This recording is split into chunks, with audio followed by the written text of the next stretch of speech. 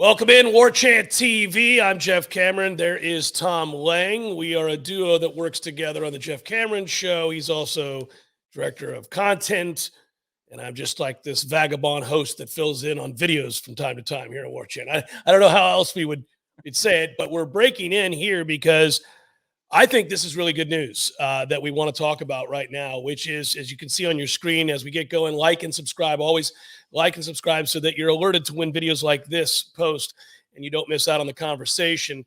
Breaking news, multiple media outlets reporting Southern Cal and UCLA are in talks to leave the Pac-12 and join the Big Ten. Now, John Wilner originally was the first source of this information. He's a Pac-12 guy, Pac-12 hotline out in San Jose. I don't know a lot about him. I'm not going to pretend that I do. He was the first to report it. Others jumped on board. Pete Thamel did as well. And Tom, if you would, you can scroll up the tweets there. There you see Thamel's confirming the Wilner hotline that Southern Cal and UCLA were exploring a move to the Big Ten. The schools researching the move for the past few months.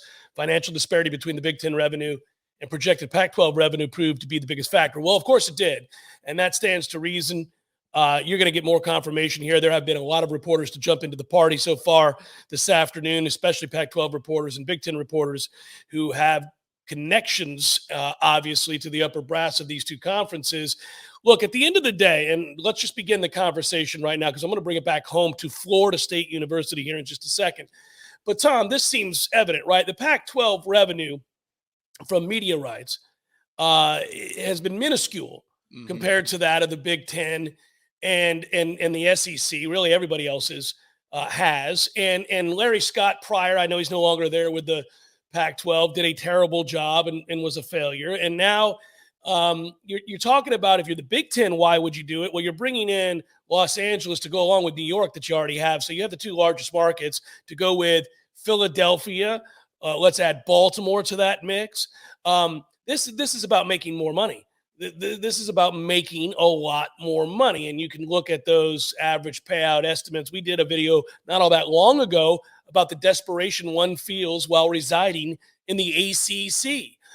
Now it becomes a fun talking point. First of all, can I just say that I believe this speeds up the timeline for Florida State, Clemson, perhaps Miami and a few others, really all of the major players when it comes to the big-time world of college football.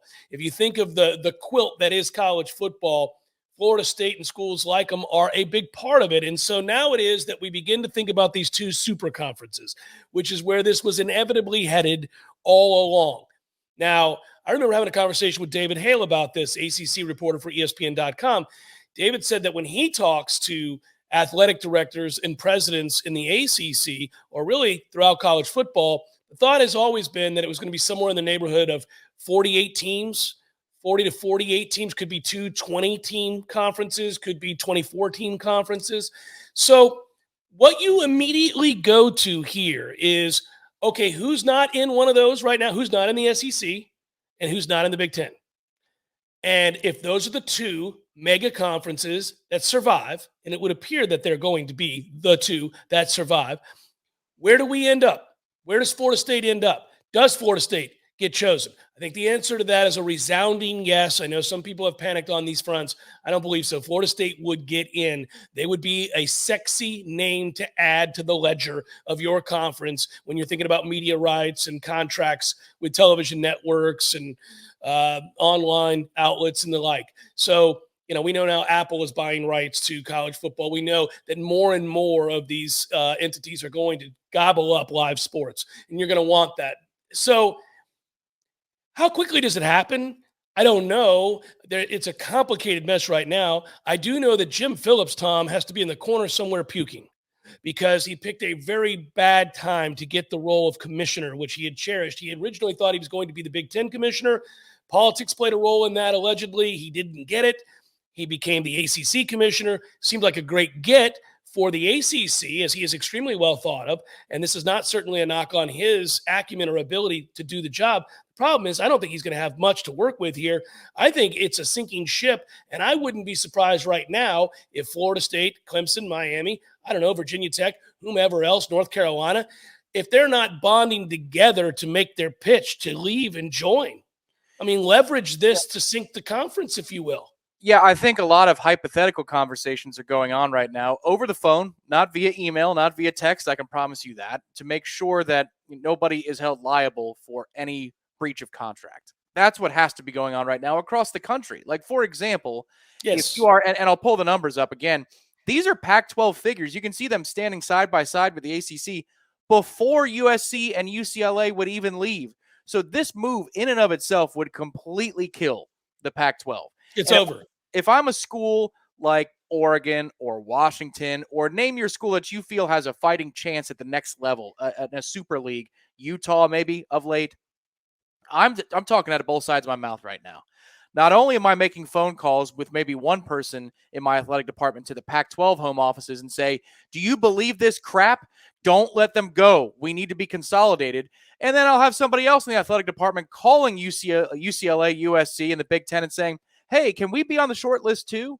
That's what you have to do right now, is play those double-sided games, play both sides and see which one works out. It was happening in live time not too long ago, not long before the recording of this video, that it was one fledgling report from this gentleman who covers the Pac-12 out in San Jose. I did some quick geography. I was like, how close is San Jose to not UCLA and USC? It's an hour south of Berkeley. It's in North California. All right. I've been to San Jose. It's beautiful. It is, as is all of North California. It's a gorgeous part of the country. This, I suspected, was the bullhorn call to the Pac-12 offices to say something is happening. You are not aware of it. Let's put public pressure on the Pac-12, on these two institutions to remain in the Pac-12 so they can't consummate a deal in the dead of night and it's already post-fact. And that's exactly what happened. As you see, we put out the tweets. I'll put it up again from Pete Thamel. This has huge implications in the state of California, which I don't give a damn about, but this tells you how serious UCLA is about leaving, because they would have to leave the UC University system in order to break away from Cal and go off to the Big Ten on its own. So this is not a decision that is made lightly without the president of the university deeply involved and weighing the pros and the cons of changing your identity as a university in the name of athletics. That's how serious that this has gotten. And what I mean by that, the point is, for Florida State, everything's on the table now. If you can find a way out of that contract, the grant of rights, then you find your way out of that contract in the near future. I don't know that they can do it on their own. I think what this is doing ultimately is it's putting pressure on the TV executives to take the first step. There it is. There it is. Super League more than anything else, because it's the TV executives who are going to be paying out 5 Power 5 TV contracts, 3 of which are completely irrelevant to them in the way of ratings. This is where you have to have the ESPN brass looking deep into the future about where this is headed and understanding that you have to aid in this endeavor if you're going to want, if you're going to want to help create whatever this super conference looks like for you to be able to televise, you're going to have to get involved, like you're saying. I don't think there's any doubt. Like, at that point, wouldn't you be looking, whether it's the SEC or the Big Ten, and say, okay, well, let's look at what do we have here? What markets do we have? Well, we have New York and LA. That's a pretty good one. Okay, now what else would we want to do? Well, I'll tell you what I'd want to do. I'd like to add North Carolina, Florida State, Clemson, and Miami. Seems like a good call. Let's get on that. Meanwhile, the SEC is like, no, we would like Florida State, Clemson, Miami. I don't know who they want and who they don't want. I'm not in those meetings, but certainly it makes sense that you're grabbing those with the most amount of football cachet, those that draw eyes to sets, those that create more of a buzz than not. That is Florida State. It ain't Wake. So this is where we get the get out of jail free card that we've been waiting on for a long time. How we're going to get there, what it's going to look like, how soon it happens, I don't have answers for that right now. I'm not sure that there's somebody who does, not specifically to that timeline. Hey, it's going to be in the year 2028. It's going to be year 2038. I don't think we know that yet. But what we know is the tracks have been greased. Here we go. It's time. It's time. Right. And I understand, and I could see Gene Williams shaking his head about, the ironclad grant of rights.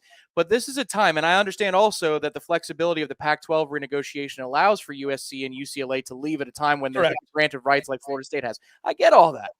But it appears like we are moving towards an era of college football reshuffling in which you're going to move first and figure out the money later. And I think the networks are going to be okay with that, because in the end, it's the networks that are cutting these checks in the first place. And it's the networks that don't want to look stupid and or be paying for an entity that does not give them return on investment. And the way this is going right now, the Pac-12 will give you no ROI. The Big 12, great. They got UCF and Cincinnati. They're not going to give you any ROI. And the ACC is soon to follow suit and be in that same camp. So where does it go? We'll see. But necessity is the mother of invention. And I think now, in the grand scheme of the history of the game, 10 years from now, one paragraph's going to read Texas, Oklahoma to the SEC. The next one's going to read USC and UCLA to the Big Ten, and then the dominoes fell. We'll see how they do and how quickly they do.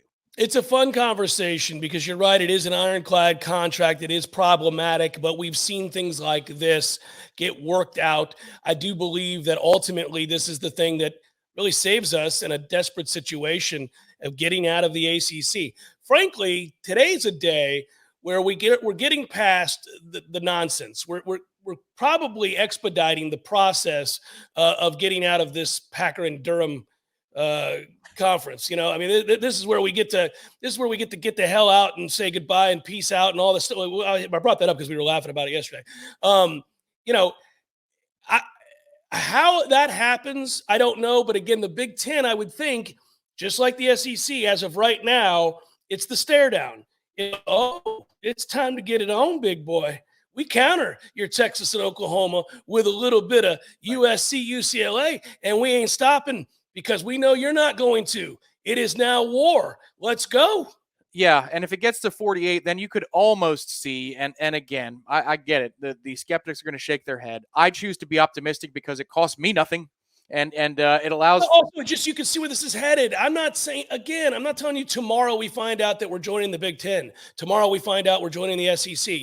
I'm not saying that. There are going to be huge hurdles. There are going to be some legal battles. There are going to be questions that right now we don't, in an emergency video, have time or the information in order to answer. I agree with that. I'm just thinking that if you look off in the distance, you see where this is going. Right. Now, again, there are a lot of people with a lot of money on the line that are very interested in not letting this happen, just as there are those who do want this to happen. But I think there's an air of inevitability to this. Yeah, I think if this follows through and they're in advanced discussions, some outlets are saying that they are moving. Some are saying that it requires notification and some, formalities. And some say there's still a decision to be made. But whatever the case, if USC and UCLA do follow through and leave the Pac-12 is dead. So it's the Power 4 at that point. At what point does it become the Power 3? At what point does it become the Super 2? That's where we're going here. There's no way that you can save the Pac-12 without those two schools there. There's just, unless you band together with the what's left of the Big 12 and you create some sort of conference there, I still don't think you have enough cachet. But these dominoes are crazily in motion. And it's weird how it happens in the dead of summer, because this was the news just as the ACC kickoff was going on last year, that Texas and Oklahoma would leave. This must be the season where athletic directors and university presidents get antsy. I think it's going to be fun to watch here over the next, I guess I'd say, year. We're going to now, because the conversation was ignited a moment ago when that news broke. It was ignited the last time when Texas and Oklahoma came up. And it's ignited again. And we're noticing this is happening a lot more frequently. Think about how often, even on our own message boards on Warchant, on the Jeff Cameron Show, on Wake Up Warchant, really private conversations that we all have as people that cover college football, or even as just people that love the game of college football. And all the times we all go out to a bar and have a cold one and discuss theoretics about the future. Hey, well, this could happen, this could happen. We've all been talking about the day that, hey, this is moving to 2 super conferences. You know it and I know it. What's going to happen? I do wonder, what is the ACC? Because Jim Phillips and the ACC, obviously they've got to fight to survive. So What are your options? I'll tell you what your options are, and I don't know how you would make this happen. But if we're going to argue the other side of it for just a moment, Tom, and I know that's not the side we want to be on, what you would then do is think a million miles outside the box. You now have to start thinking about, okay, can I join with the Big 12? Can I, and split revenue? Can I say, all right, those Pac-12 schools that aren't UCLA and USC, Washington, Oregon, Arizona State, do you guys want to be part of the ACC? The Pac-12 might be thinking, does Florida State want to be part of the Pac-12? You see what I'm saying? Like at this point, because the alliance is dead, baby. The alliance lasted for a year and it went off a cliff. So now it's every man for himself. And you're talking about what do you do to combat the Big Ten and the SEC? You might say there's nothing you can do. Well, they're not going to do that, Tom. They've got to fight for their lives. So if you're Jim Phillips, are you not on the phone with Washington and Oregon and Arizona State and whoever the hell else you like from that conference? Utah?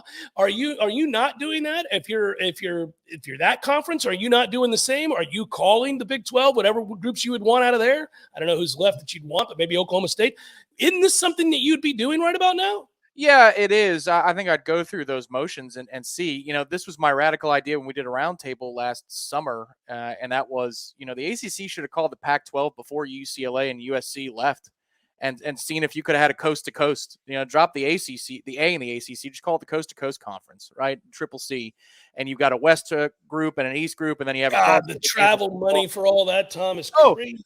Well, that's the other elephant in the room is that you've got to reclassify football and make travel arrangements for that. And then have these other conferences that we don't know the names of yet come to life that are regional and regional alone. And football, maybe basketball can travel at the level, men's basketball can travel at the level that football can, but maybe not. I mean, would you really, who cares? The tournament's so big anyway. We'll see you later. It's really not that big of a deal. For football is what it counts. And at this point, look, Jim Phillips is not going to be out of a job.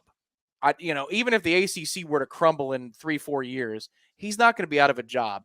And your job as the conference commissioner is to suit your conference members and serve your conference members. And if you've got a super majority at any point that says, 4 want to go to the Big Ten, 5 want to go to the SEC, and all have invites, and then you can work the votes and you can work the room to get the votes to dissolve it, then it's in your best interest to be that type of executive that spins off assets and makes who gets. I'm sorry, Tom. You know who gets nervous today, though, and in many ways. Good. What? I said, I already know. Good. Yeah. No, I know. But what I would tell you is, I get it here. This is every man for himself. We're out for blood. You got to go get paid. You got to be part of the super group. I get it. That said, if I could bring it back home to the kid in me that loves college football, I mean, the ship has already sailed. I got it. Remember, I make the joke all the time that if you love purity in the game, then watch Ivy League football every Saturday. Because other than that, you're watching a convoluted, money-driven, semi-pro mess. Anyhow, it's been that way for a long time since television money got involved. Now, who doesn't get in? Who is it that is sitting there today going, oh, man, well, I guess the dream's over? Well, that's pretty interesting to talk about. That's a lot of teams. That's the majority. Now you're starting to ask questions like, does Virginia make it in? Probably goes to the Big Ten.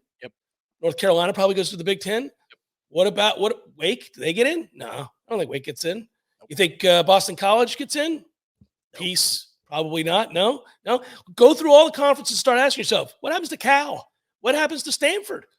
You know what I'm saying? Like Tom, this isn't about your empathy. I'm saying like you start asking big picture questions about a changing landscape of a sport that we have beloved forever. I'm not losing sleep over it. I am saying it is interesting to think about. And I do have some pity for people who are going to watch their program or their university that they loved and went to and supported for years and years and years to be part of big time football, almost by purely happenstance. Because I'll tell you what, they get screwed when you consider. Think about a sorry ass program like Rutgers is going to survive this because they got lucky enough to join the Big Ten for God knows what reason. They're going to be an annual stepping stone. They don't care. They're getting paid. But like they survive. Vanderbilt survives. Teams like that survive because they're already in. They're not booting them out. So they're already in. Maryland survived. But man, if you didn't get ponied up alongside the right deal and you don't have the cachet, your day is done. You just got your death notice. It may not be tomorrow, but you just got an end date. Yeah, from a revenue standpoint, more than anything else, because that's what I mean. Yeah, you weren't going to win anything anyway, and you were a meaningless game for power programs on their schedule too. I mean, every once in a while you'd score an upset, and I understand for Florida State those upsets happen all the time. They aren't even upsets; we're the underdogs in those games. But I also am just vindictive in some ways, and here's one of those ways I'm vindictive. We have been evenly splitting revenue as a conference. Agreed. I'm not saying that is coloring my opinion on the matter where I don't have empathy. Get us to where we need to go first, and then I'll worry about having empathy for other programs in the sport. I think maybe empathy is the wrong word here. I'm not saying that I'm going to spend when we turn off these cameras and I go about the rest of my day, I'm not going to be sitting in a corner sipping on a beer going, but damn it, I feel so bad for NC State. I'm not going to do that. They'll probably get in, but yeah, they probably will, although they've never won anything of any significance at all. I would just, I don't know. There are enough schools and enough programs that I think, man, that's a toughie. That's a toughie for them today. And hey, listen, at the end of the day, though, I will say this. I think this ends up working out for us as consumers, as fans, as people who love the game. There's nothing against, I would watch, for example, and I think you would too. Let's just hypothetical this thing for a second. Grab Wake Forest, and if Wake Forest was playing USF on a random Saturday, it was part of a different classified level of football. Yeah, fine. If it's a level playing field and we get high level competition and they decide a national championship and they're not part of the super conferences, great. I'm watching that brand of football. I am. It's a lot of people would probably prefer it. I'm not one of them who prefer it, but there'll be plenty of people who do. That's fine. It's going to work out. Oh, totally. I mean, more options as long as it's part of the traditional calendar. I mean, shoot, I'll watch the FCC playoffs. Yeah. I'll watch. Look, I love watching fan play, especially the Florida Classic. I watch the Celebration Bowl. I watch Army Navy. Of course you do. Those aren't the same levels of football, but it's football, man. So it's still going to be out there. It's just going to be you're going to be reaping what you sow financially if you're one of those institutions, and there'll be some of the lucky few that you enumerated that made the cut because they had the foresight to jump on board with a good conference, one that had the staying power. So good for those schools for having the foresight. Maryland, in a way, is safer than Florida State as we sit here this very second, which is just well, yes, because they're already in, but we're getting in. I'm not worried about that. And I say to you, I don't think that they had the foresight. I think they got lucky. I think they got really lucky. They took the extended offer and said yes. I don't think they said yes and went, you know why we're doing this? Because 10 years from now, everybody's on fire. I don't think they did that. I think they just took it. They saw it. They got offered a good deal. There was a lot of money. They said, okay, I'll take the money. Right. Well, and also the Big Ten Network did exist at that point. That's what I mean. That's the first domino in this whole chapter of the history of college football was when the Big Ten launched its own television channel. And little did they know that it would greatly color the next 50 years of how the sport is organized and played, but it has. It's a big part too, as we sign off, why UCLA and USC are saying, screw this. The Pac-12 network is a fledgling piece of garbage that nobody has. So it's not like anybody, you know what I mean? They know this isn't going to work. This isn't going to work. We can make a lot more money. So let's go do that. Hey, and if it also pisses off the Rose Bowl Commission that they'll move off their January 1st game so we can schedule college football playoffs in a timely fashion, good too. Burn that thing to the ground. That'd be good. Well, there's no more alliance between the Pac-12 and the Big Ten to play each other in the Rose Bowl. Big Ten championship game. Big 12 just got stabbed in the stomach. Went, why? And the Big Ten said, easy, killer, just breathe. It's the worst. That scene bothers me to this day. He's Tom Lang. I'm Jeff Cameron. Thanks for watching. Like and subscribe. Warchant TV.